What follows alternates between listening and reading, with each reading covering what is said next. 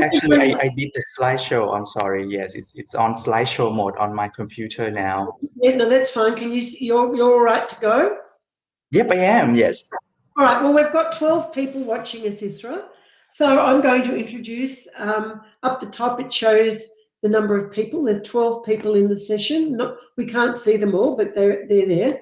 I want to introduce you, and I want to start by saying that WACE, as a global organisation, is very, very keen to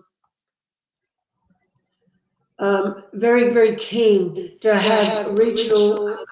Oh, hang on.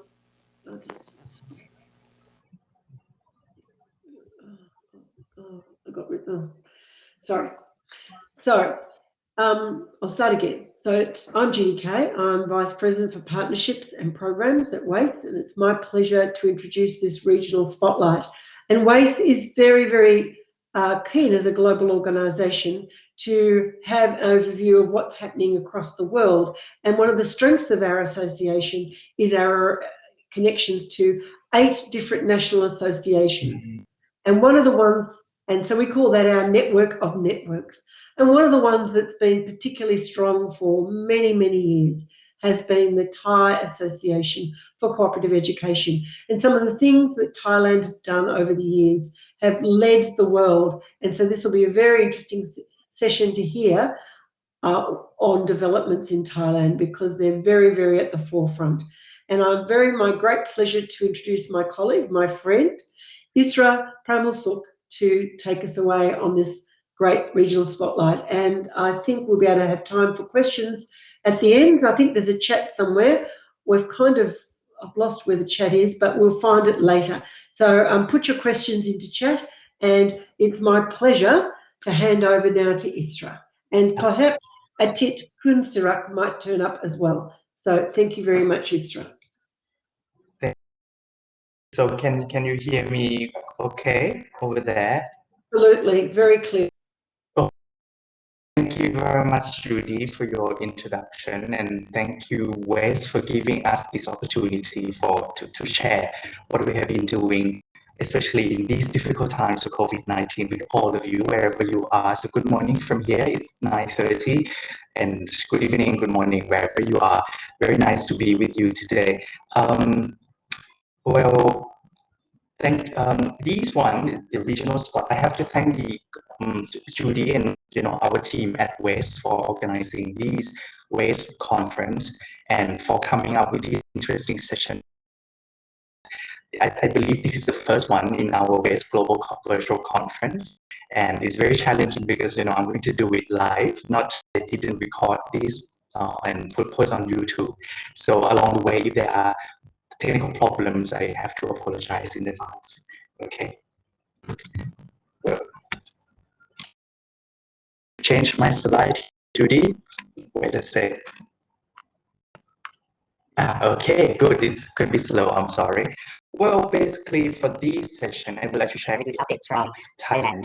One thing I would like to start with is that even though it's called regional spotlight, well, we didn't reach out to our partners and friends and colleagues in this region much during these difficult times.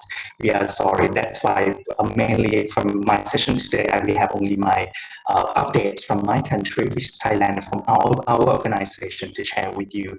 I hope you don't. Among the audience, if you are from Southeast Asia, ASEAN, I'm really sorry that I didn't work hard enough to contact. My introduction, my presentation will be divided into 3 parts, starting from the small unit, which is the institutional level. I will talk about how Thai universities cope with during the COVID-19, and I also use my own university, SUT, as a case study.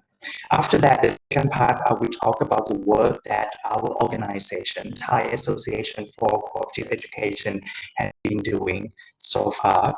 And I would like to finish with the bigger picture of this country, which is at the national level. 2 years ago in 2019, our government, with a new ministry to start with, it's merging 2 or 3 ministries. The new one is called Ministry of Higher Education, Science, Research and Innovation. One of their flagship policies is the CBRE, And then in 2020, at the very beginning, 2019, sorry, at the very beginning of the year, they announced the policy flagship called the CV platform. So we talk about that to finish. Well, let's start with the small unit at the universities level. This is one thing that I would love to learn from this conference, from other colleagues as well. You know, the situations, CWIE situations in that different context. Today, I can share with you what our Thai university have been doing since the beginning of the pandemic. Well, I want to share the new practice to address the changing world of work or responding to the pandemic by our universities in Thailand. These are the common things that most universities in Thailand did and have been doing since the pandemic started. Well, all the projects, of course, were suspended. But in Thailand, we had the first report of the case in, let's say, I think February. From that point, the war broke out, the pandemic broke out, and we were hit hard at the beginning of March 2020 last year. Unfortunately, we had two more waves after that. I will talk about more. I will talk about this second wave and third wave more later. So all the projects were suspended and now back to their universities and their homes. And for this, I think most universities provide facilitate their return home as well, like, for the packing, the shipping stuff back home, and for transporting, the transportation basic costs were provided by the universities. But the project co-op continued. They can be done online. Unfortunately, not all the projects not all the projects can be done online. So in that case, universities will provide work projects instead for the students to finish in a more flexible time frame, because we believe that the workplaces have their own things to handle already. But we want to continue the co-op placement. That's why universities have to work on finding other work projects for the students to finish. You can see that the original quality of co-op might not be there, but this is the best that we can do in order to keep what we call co-op projects going on. For the new placements, well, the new placement are postponed as far as possible. If the student can wait until next year, we advise them to do that. Unfortunately, some of them postponed their placements, but unfortunately, we had second wave in December, and also we are currently in the third wave, unfortunately, so far. So the placement again have to be suspended. The students are back to home, and everything has been online since at the beginning of April. So if may I interrupt you? Yes. For some reason, your slide is not changed. Right? Hi, สวัสดีครับ Sorry, for some reason, your slide is not changed. Oh, really? So what slides are you seeing now, ครับ It's not in the slideshow view. It's just the outline. Oh, because right now I'm on my page 4 already, which is talking about the new placements. Can you see my new slide? Maybe it takes time. We can only see the title slide. Oh. No, we can only see the title slide. Yeah. Because I'm having my slide 4 on.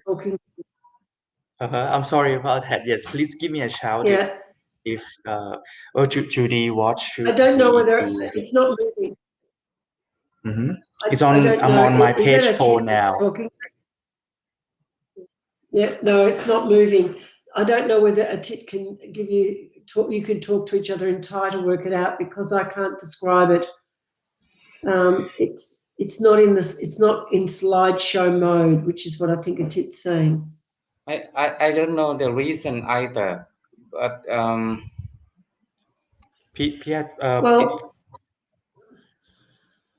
well, because I can move my slides on my computer, on my laptop. But we're not seeing it. So, I mean, Well, I think unless we can solve it, I think the best thing is that you just speak as if it's a speech, and then we will share the slide deck later. oh, okay, sure. So I just continue, right, Judy? Or just continue then. I think so, because I don't know Yeah. how to solve it. Because most of the things I'm sharing with you are on my slides anyway. If you can Okay. keep Yeah. track, I mean, if you So can follow my speaking, that would yes, and people could contact you later and yes to get the slides. Yes, slide decks. Yes, I think that's sure. so. Just be aware that you'll need to tell us what's on the slides, Yes. because Okay. we can't really solve how to move them on. And Suman's tried and Atit has tried. I've tried. We can't solve it. So this is what happens when you're doing a virtual conference. So there we are. Yes.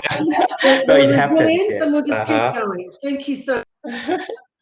So all the audience, please bear with me. I'm trying my best. And sorry for these technical problems. So I think I just keep going on then, Judy. All right. Yes. Going. Yes, sure. Yes. Okay. So for the new placements, right? Like I said, the placements are postponed as far as possible. And if the students still want to go for their placements and there are workplaces who are willing to take our students, but the students will be placed in the areas closest to their universities or their homes, just in case emergency happens. They can go back to their university or their homes very easily. Well, all the academic supervision is conducted online. We're not sending our academic supervisors to their work site for their placement. Well, and then I think most of universities will have what they call, emergency help desk, which is always on to help and support the students. Now, let me focus on one particular university, which is my university, Suratnari University of Technology, as a case study. As I said earlier, the pandemic, I think, broke out in March 2020, and that is in the middle of our placements. So we had to announce measures to cope with the pandemic, and I think there would be 3 or 4 scenarios that we expected to see. First, if the students want to continue and complete their co-op term at workplaces, and the workplaces agree to continue, they can do so. However, the format and arrangement of their co-op projects may be adjusted due to social distancing, due to work from home measures. Well, those co-op projects can be adjusted according to the policy and the flexibility of the workplaces. However, if the students want to continue and complete their co-op term, but their workplaces have to terminate their placement, which we totally understand, our co-op center, the Center for Cooperative Education and Career Development, will facilitate the students return to home. Like again, maybe support them with some fees or costs. We send buses to take them back home. And the center will coordinate with their schools to provide students with a substitution for co-op work. And those substitution can be in a form of work project, special problem, or an assignment until the end of their co-op term. Once again, you may argue that, the quality of these substitution might not be equivalent to the placement, the work placement that they do at the workplaces. But I think this is the best thing that we can do to continue to keep the project going on. But if the students want to terminate their co-op term, definitely we will allow them to do so. Like I said, we facilitate them to come back home or to universities. And again, we give them substitution for to do instead.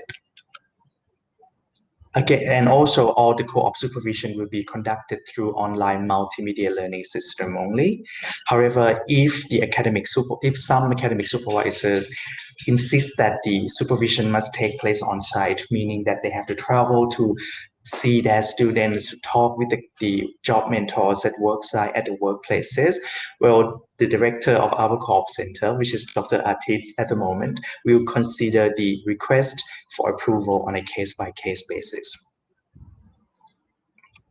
So that is what we have been trying to do to handle the COVID situation. But one outcome from these measures is that SUT, our university, has still maintained both the quantity and the quality of our co-op program. Let me start with the quantity first. So this is the table that Dr. Atit has compiled, has prepared. You can see the number of our CWIE students. Okay, we do 4 months placement starting March 2019. I highlighted the red areas there because the pandemic broke out in March 2020. And by then, we sent out 771 students there already.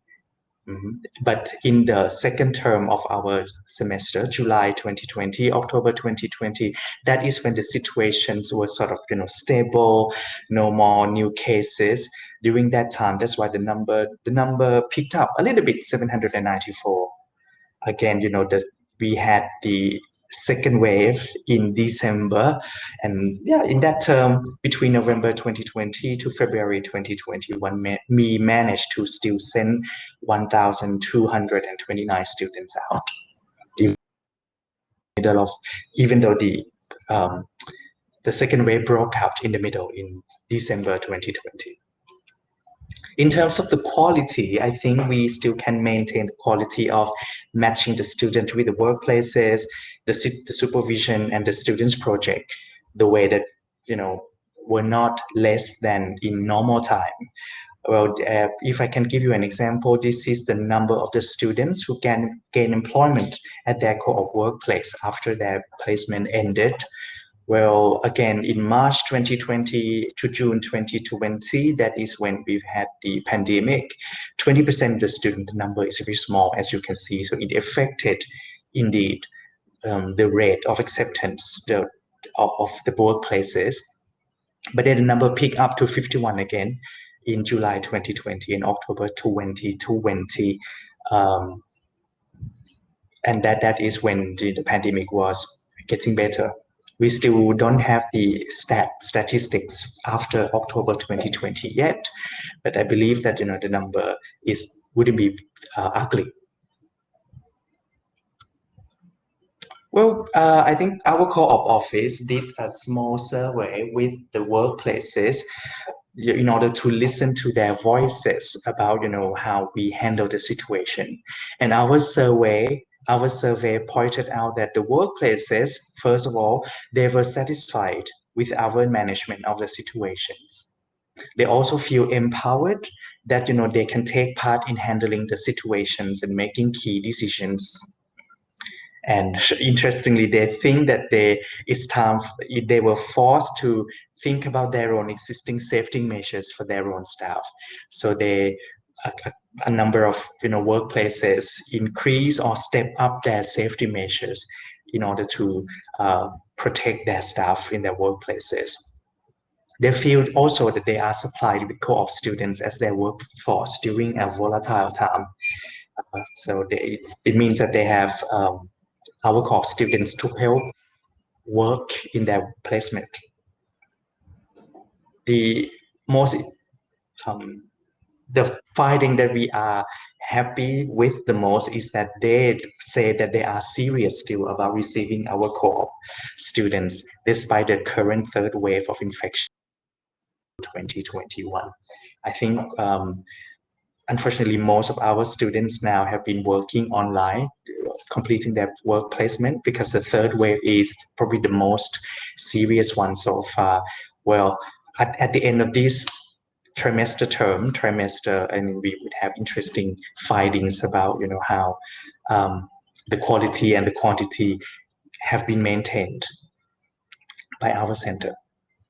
So that is the first part of my presentation. Sorry again if you still cannot see my slides. I'm on my slides 12 now, which is moving to the association, Thai Association for Cooperative Education. One big thing that we have created so far is that we had a new hybrid CWIE training programs, and these programs were in collaboration with the new ministry, the Ministry of Higher Education, Science, Research, and Innovation. And these programs are catered for all parties that are involved in CWIE provisions. So I can tell you what are the 4 training programs that we have. First, training for academic supervisors and those with a supervisory role. Number 2, training for administrators, both in higher education institutions and in workplaces. Number 3, training for administrative staff, again, both in higher education institution and in workplaces. And finally, the one that we have very high hope for is the training for core CBYE trainers. This is training the trainers, because for some of you who may know about our co-op administration in this country, apart from having the central body at the ministry level, we also have 9 regional CWIE networks as well. And by pooling resource people from these 9 networks to have training with us, we hope that they will go back to their networks training later on, or just support their members in their network. So the last one, the last group of training program, training for core CWIE trainers, is one thing that we really expect to become successful. So these trainings program, interestingly, are designed in a blended learning mode. So that means that the programs consists of both online lessons and activities that the students can do online, can do at home, or there are pre-tests that they can do before they come to do the face-to-face training session. And the core training material consists of 8 modules, ranging from principles of co-op, administration and management system, the co-op, CWIE standards and quality assurance, all of these different topics for different 8 modules, for 8 different modules. Unfortunately, the programs were originally set to be delivered May the 1st, which is last week, but obviously it's not happening. So that's why the ministry and our organization TEST have decided to push it to next month, which is June 21st and June 23rd. Hopefully we can make it happen. We don't have to postpone it anymore. But in the meantime, I think some of the participants can also access our online lessons and activities. Get themselves familiar with the materials and the modules that we have on online materials. So hopefully next month we can meet them face to face, June 21st and June 23rd, and then that is a pilot delivery. So we have to write up a report. And of course, the ministry will ask us to do some revision if necessary. Apart from the 4 training programs I said, I think many of you know that Thailand big emphasis on CWIE, to the point that 11 years ago the government back then decided to give June the 6th of each year as the Thai Cooperative Education Day. And this year 2020 we are organizing the 11th Thai CWIE Day again on June the 6th, 2021. In fact, it's supposed to be last year, to cancel it and move it to this year. Under the theme Bringing Cooperative Education Back to its Cradle or its Birthplace, I'm very happy that my university, Suvarnabhumi University of Technology, or SUT, which is the birthplace of cooperative education in Thailand, is hosting this annual national event, June the 6th. It will be virtual conference, unfortunately. It's an event with a variety of such as the outstanding, where we give outstanding awards to different categories like CWIE students, academic supervisors, workplace mentors, universities, and places of the year. Apart from that, there is a series of keynote presentations, including, to start with, the president of the University of Waterloo, Canada. So I would like to thank University of Waterloo for lending facilities and support and staff to run this virtual conference for WACE as well. So thank you so much. It shows how committed, it shows that of CWIE all around the world. So Professor Dr. Faridan Abdullapur, the president of University of Waterloo, speech to start our test day, and that is the title of his presentation is In Quest for the Education of Future Talent, Academic Excellence Meeting Experiential Excellence. And that will be followed by, of course, the father of Thai cooperative education, Professor Dr. Vijit Saan, and he's also the president of our organization of TEST. He established SUT 30 years ago. He was the one who introduced cooperative education. And his speech is entitled Reinvent Thailand. Well, he said reinventing because I think that's a very nice name because it reflects the grand national initiatives, which I will share with you later in my third part when I'm talking about national the activity.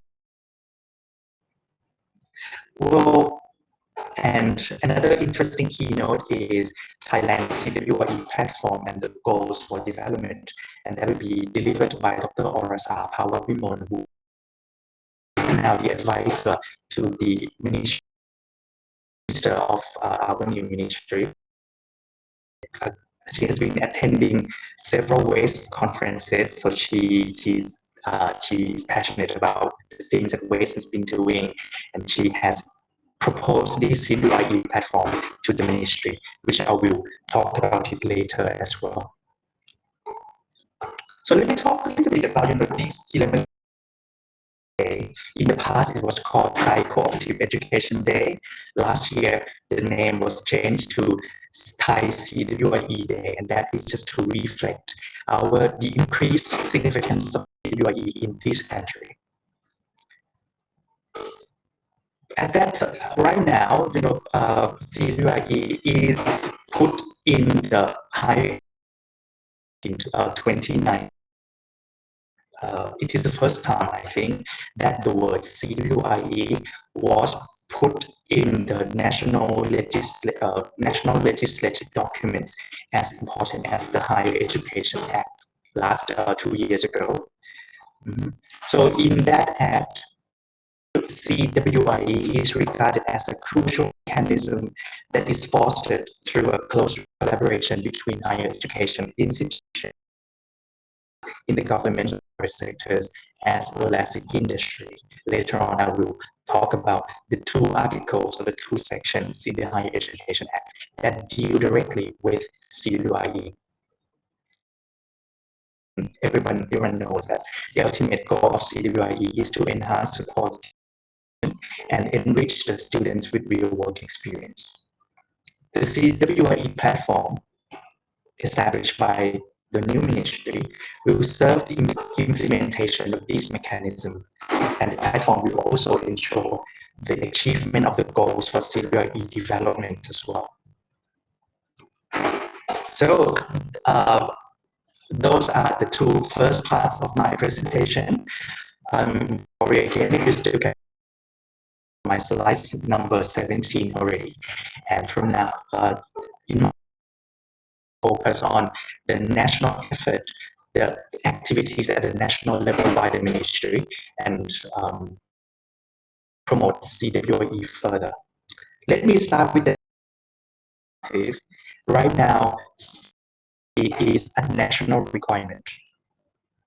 I said earlier that in 2019, we had the new Higher Education Act, and that is the first legislative document that contains the content related directly to CWIE.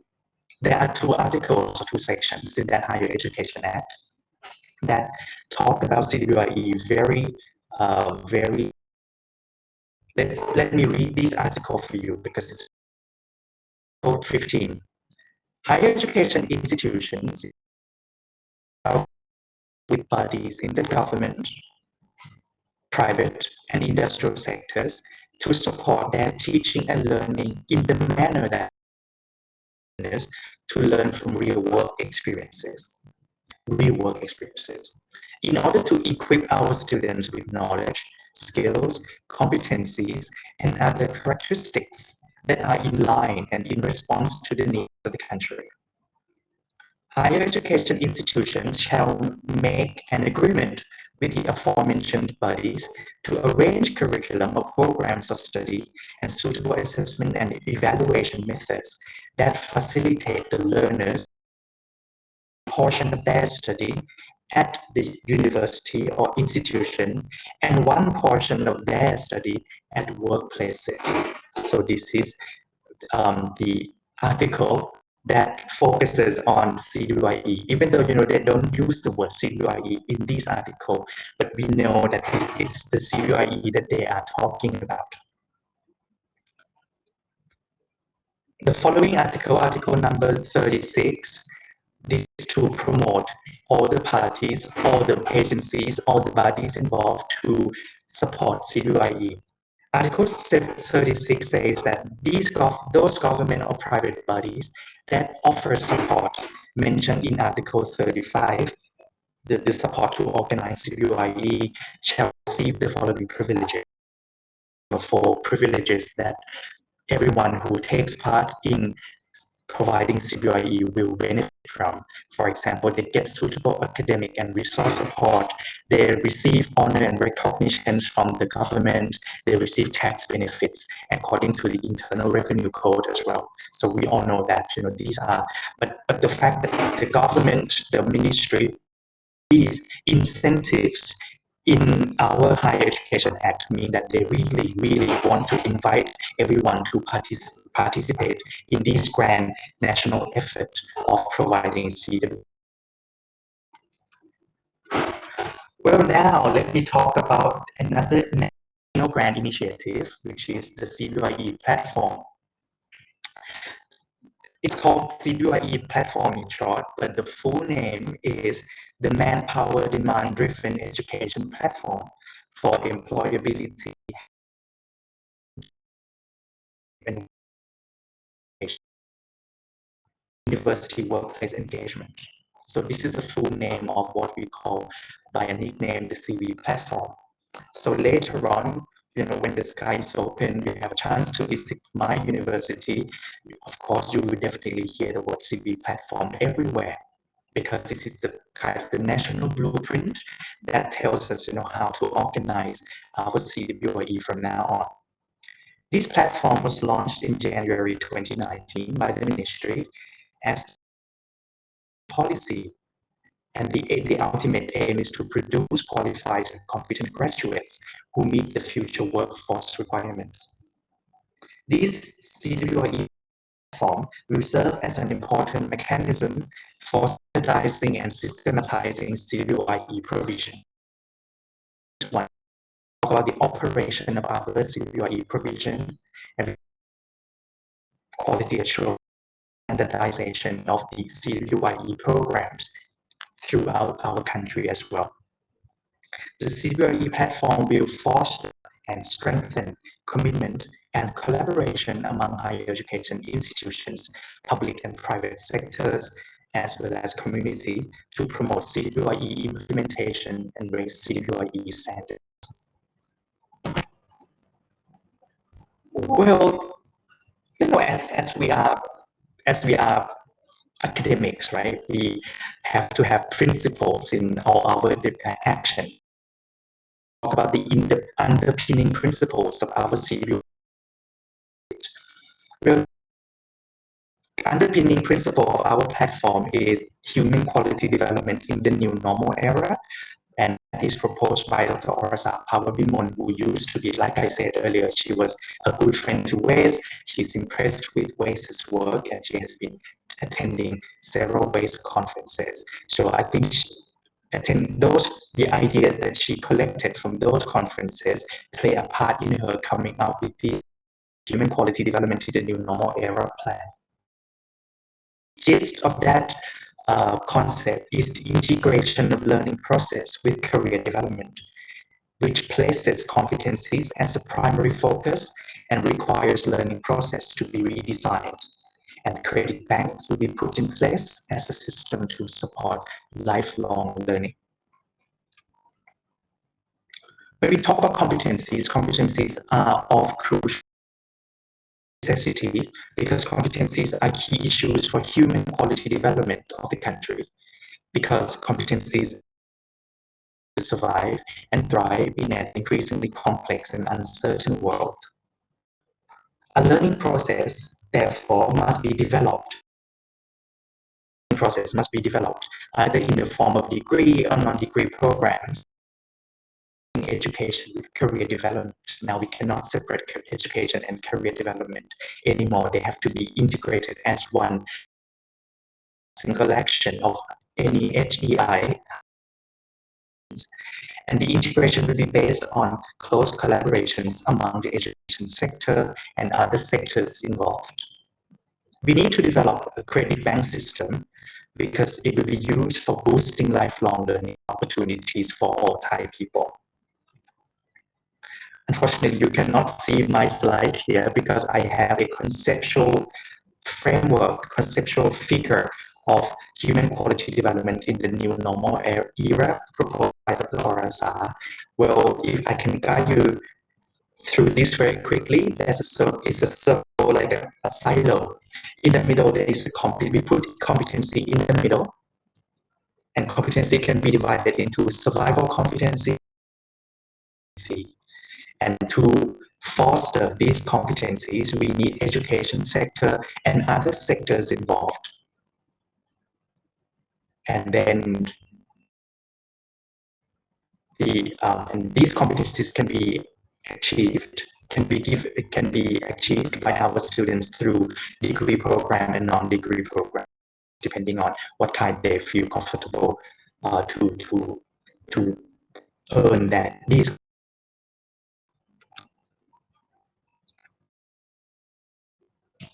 Well, for the promotion of CBYE, in order to be in line with the new platform, we have to create a new programs, CBYE programs from now on. We have to be co-designed by universities and workplaces in order to achieve the student learning outcomes under the program's management system. Both of them have to be mutually agreed by both parties. And this is in order to provide an opportunity for the students to gain hands-on experience through working as full-time staff in actual workplace. This is still the main focus of any CBYE program. Our students to have full-time work experience in a real workplace. And we hope that these will enhance the students' potential and competencies so that they effectively meet the rising and ever-changing demands of the labor market. In order to implement the CBYE platform, there are 5 procedures under the quadruple helix collaboration. And the parties involved in this quadruple helix collaboration include, of course, higher education institutions, government and public agencies, private agencies, also local and local communities as well, who are in the new kind of CB programs. So the 5 procedures, let me go through each of these 5 very quickly. The first procedure is to share information. Sharing information. This is to increase and enhance knowledge about understanding of stakeholders about CBYE and its standard operation. And at this procedure, we want to also build mutual recognition and create shared intention to provide CBYE. So we start with sharing information with all the partners involved. And then the second procedure, we match the collaborations. We manage and offer CBYE database as one-stop service platform. There will be a national CBYE database which is being developed by the ministry at the moment. And we will facilitate the discussions between the supply and the demand.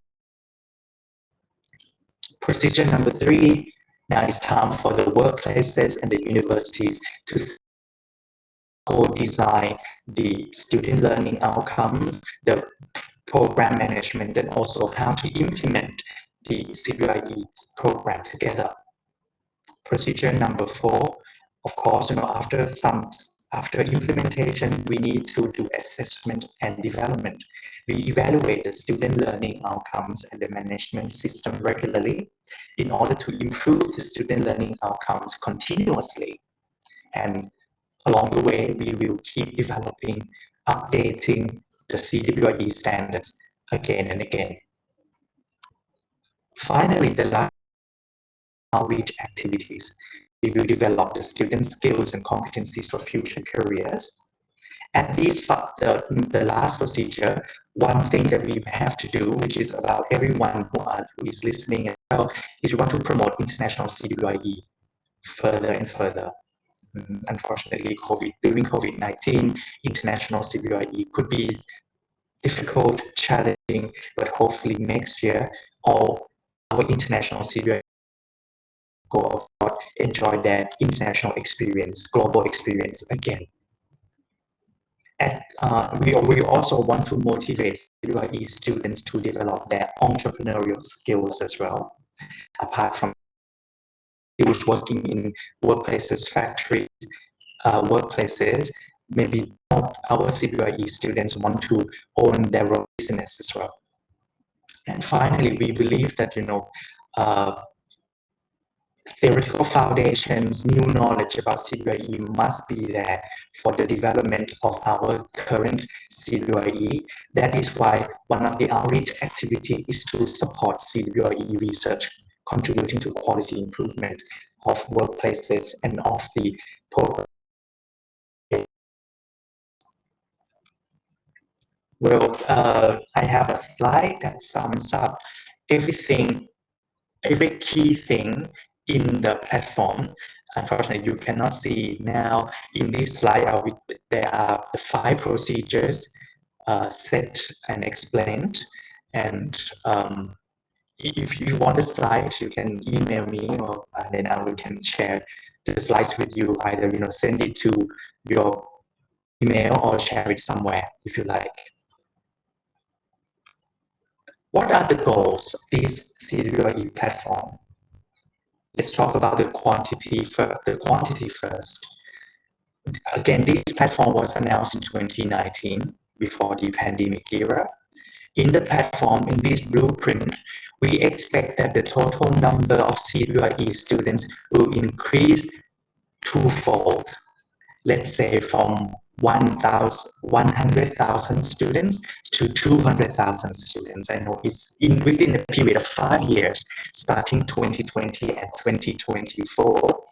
Unfortunately, the pandemic came last year, so probably we have to lower these numbers down, or maybe we, extend the 5-year periods to become 6 or 7 years instead.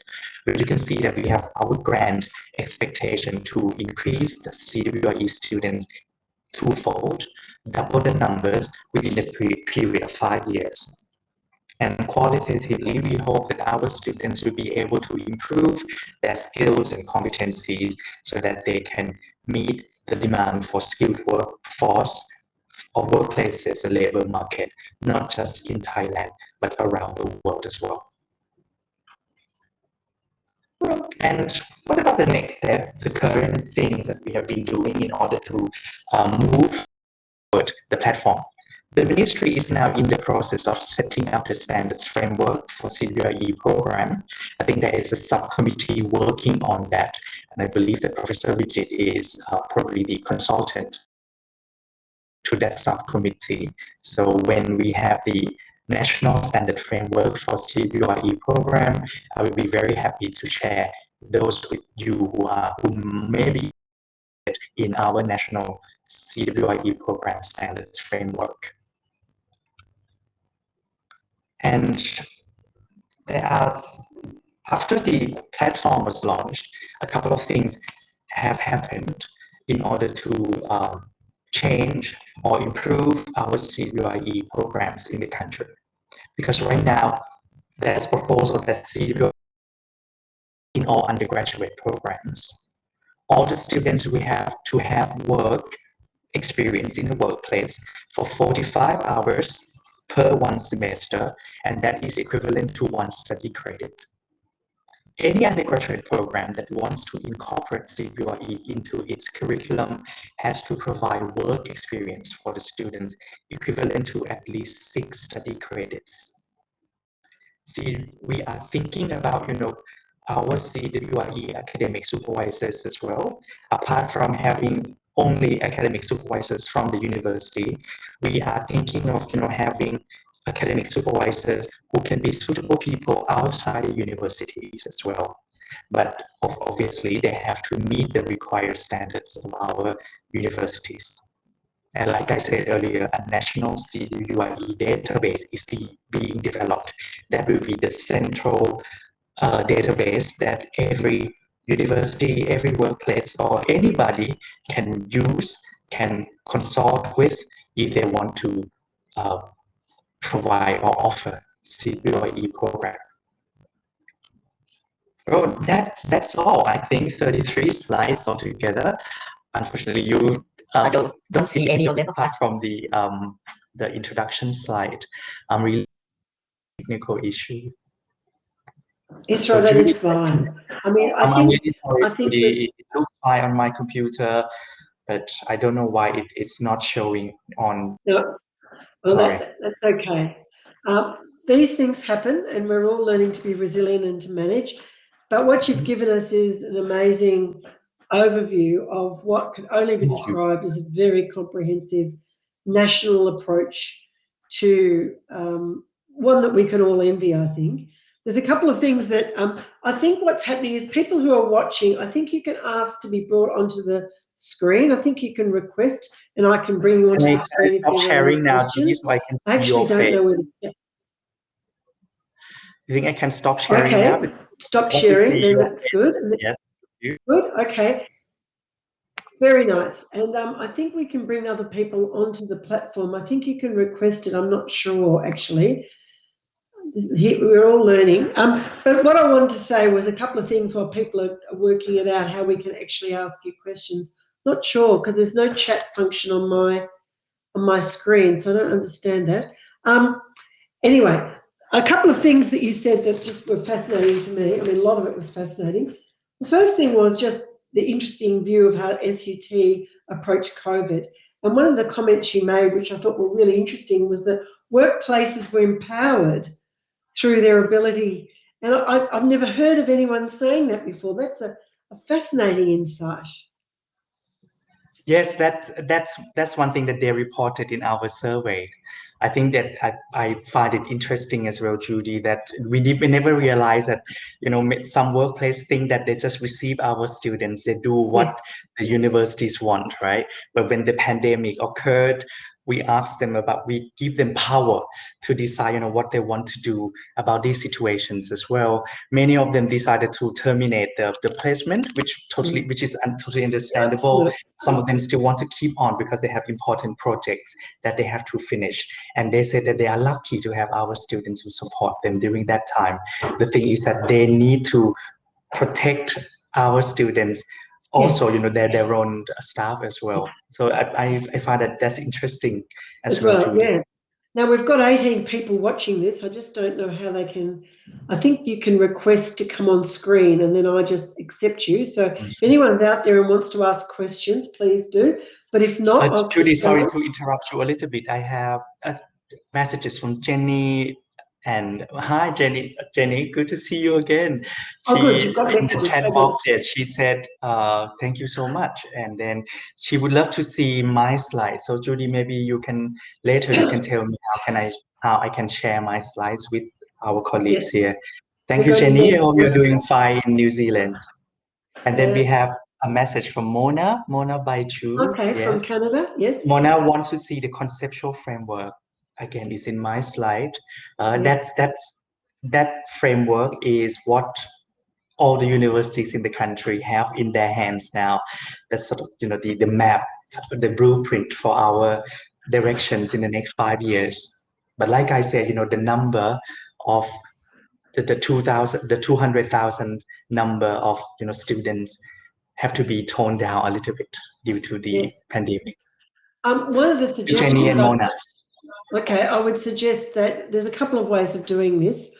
You can send me my slides, and then you and I can have a conversation offline about how we might re-record it or something. Also, everyone listening, you can actually connect with Isra through the platform.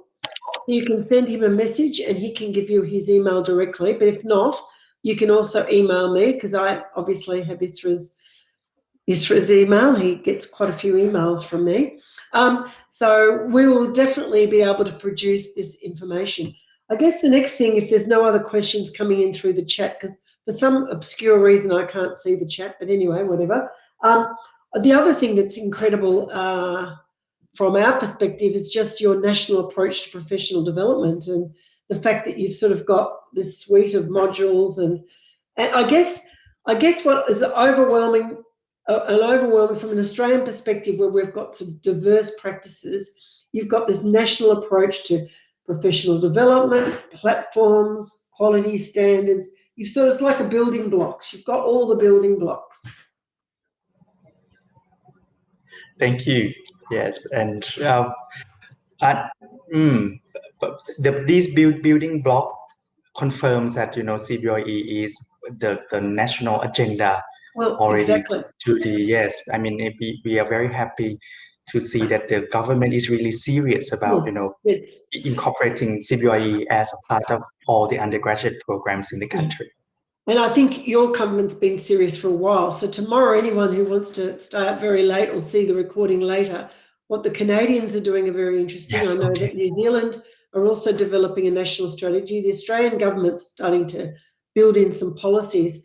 But I think that the Thailand was well ahead of all of those other governments. So did Atit want to join the conversation and add anything? We've got a few minutes if he's still there. Oh, there he is.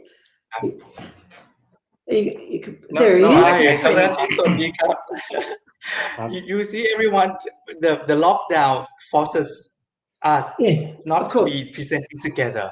I was asking Dr. Atit, should I go with you? And then we should not at the moment. So unfortunately, Dr. Atit and I cannot be together and presenting on once. We cannot share the screens, share the same screen. I mean. Did Atit want to elaborate on any of the points? I just would like to respond to Tanaka's questions.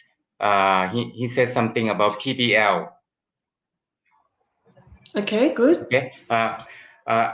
Actually, we encourage the industry to conduct co-op as a PBL. But one thing about COVID-19 is that some company they can't allow the student to work in their company. So in that case, PBL cannot conduct there, Tanaka. But normally we encourage them to conduct in PBL way. Anyway, yes. Thank you, Dr. Atit. We have Karima here. Thank you, Karima. Thank you so much. She and then Piatitka, we have Judy. Jenny asked if the government also support the platform in a financial way as well. Dr. Atit, what do you think? I have my answer, but let's listen to him. This is money issues. I believe it's on the way because right now the government have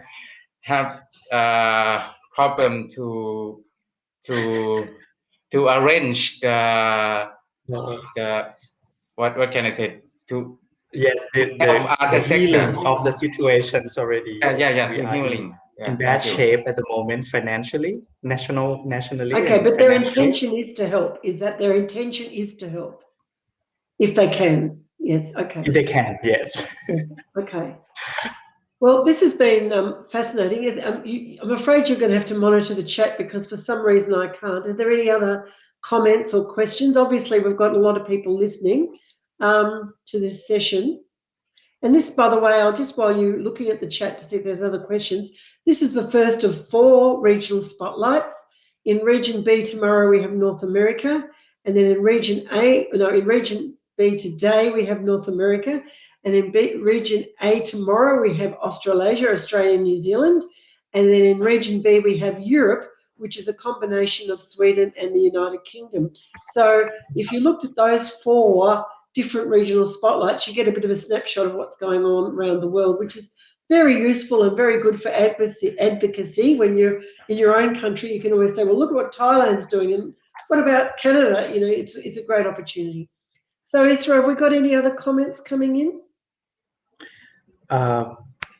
So far, no. Okay, well then your presentation was very comprehensive. Now, Isra, you will send me the slides, and then I will talk to my fabulous technical team to work out what we can do. People that are listening that want to directly liaise with you can either do it through the platform or email me, and I'll send your email address. Please. But I'd like you and I'll have a conversation about the PowerPoints and things, because it's been so valuable. Thank you so much, Isra and Atit, for putting this together. It's really very much appreciated and very, very insightful and inspiring, I think, to the rest of us. So thank you so much. And on that note, exactly on time, 1:30, I now declare Region A, Day 1, closed. We're finished for the day. And then I hope everyone will come back tomorrow, because tomorrow we have in Region A some fabulous will conversations, and the next insight we get from into Thailand is Dr. Sampan will be running a will conversation on industry perspectives, but we also have other fabulous conversations, and these are the informal conversations, so it'll be really great. So please make sure you join us again tomorrow. So on that note, thank you again, Isra. Thank you again, Atit. Thank you, Judy. Thank you, everyone. I'll send you the slides right away, Judy. I'll send you the slides right away, Much so you appreciated. can post it anywhere. We'll be happy to share them.